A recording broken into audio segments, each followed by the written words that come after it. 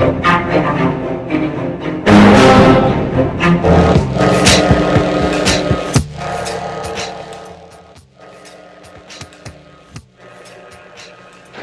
is Brian with ScreeningFiles.com and Review. A few hours ago I caught Happy Death Day to You, the sequel to Happy Death Day, and it's like the first one. It's very fluffy. It's very non-controversial for the most part.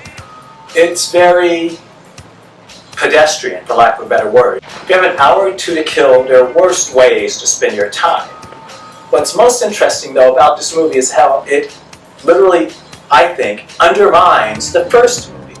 If you recall Happy Death Day, the movie revolved around a character who kept slipping back in time. In other words, she was repeating the same day endlessly, and it wouldn't stop until she discovered what happened to trigger this event. You don't quite know what actually happens to cause it in the first movie, which is explored in the second. That's actually pretty interesting. But what isn't is that they abandon the initial premise of the first movie, making things a mess for a start, and undermining it at the same time. Reason being,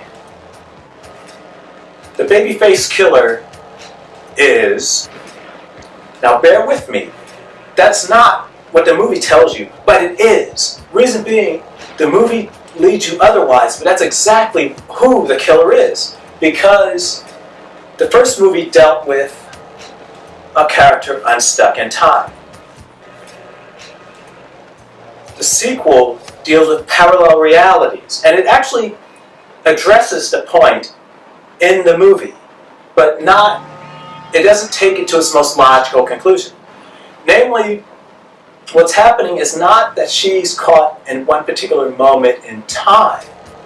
It's that she's actually in parallel realities. So this is the best way, I think, to visualize what this movie is saying in the sequel and its problem. Imagine reality as a road. The reality we're in now is a road. Now imagine other realities, other roads, running side by side to this road. Now, those roads will have turn-offs, as will this road. At various points, that's when the realities diverge. Diverge because of an action or a lack of action on my part or someone else's part that affects me. So reality shifts no matter what road you're on. In other words, it changes. And the me in this reality may start out the same, but through various things that just happen in life, that reality will shift as well. In other words, it's not me in the parallel reality. There can be millions of them. Every one will be distinct and will not be me. Events will change the life of the person we're focusing on. So therefore, the reality will shift. So, Happy Death Day to me posits that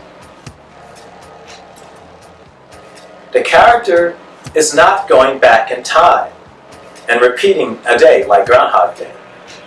They're actually appearing on different roads, in different parallel realities, and repeating those realities. She wakes up on this road, then she wakes up on that road, she wakes up on that road, she wakes up on that road.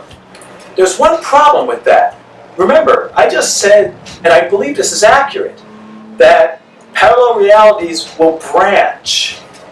The person in reality A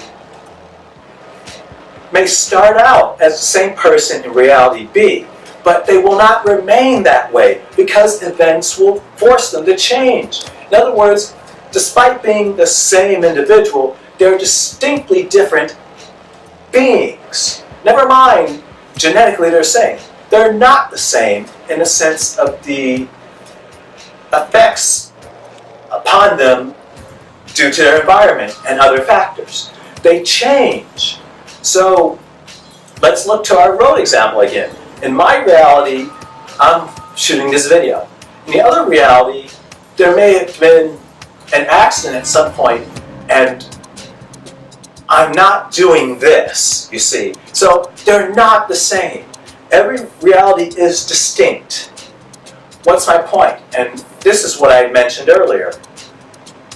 So she's the killer. She's the killer, not Babyface, it's her.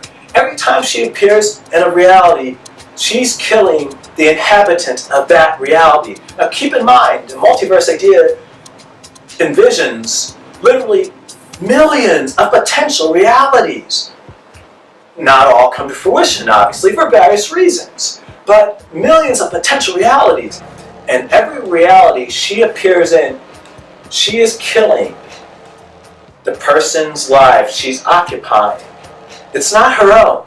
It's the person in the next road, and the person in that road, the person in that road, person in that road, person in that road. So if you look at it that way, and I honestly think that's the only way you can honestly look at this movie, she's the killer, not Babyface. Babyface is just doing what, well, Babyface is obviously a killer, but she's certainly a much more prolific killer than he is, because in every reality, she not only kills him, well, most realities, she kills him, she kills her host, because it's not her. That's the important thing to realize.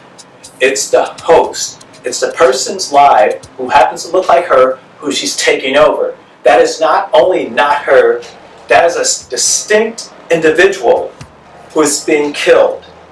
Who knows? Maybe their course would have shifted somehow. Maybe they would have not even went to college. In which case, they would not have met this Babyface person, and none of this would have happened.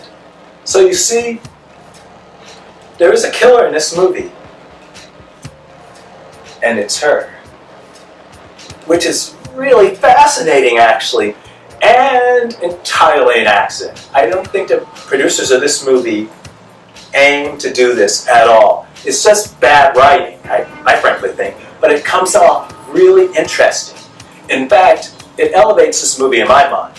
It's still a trifle, it's still disposable, well, most movies are, but it's more so, because it's not very deep, and it refuses to get into the lives of its characters, like Russian Doll. But still, this is an interesting wrinkle that makes it more interesting, if you ask me. So, I would see Happy Death Day, see the first one, then see this one, because it's fascinating in a oddly good way. This is Brian from ScreenFiles.com and Review. Peace.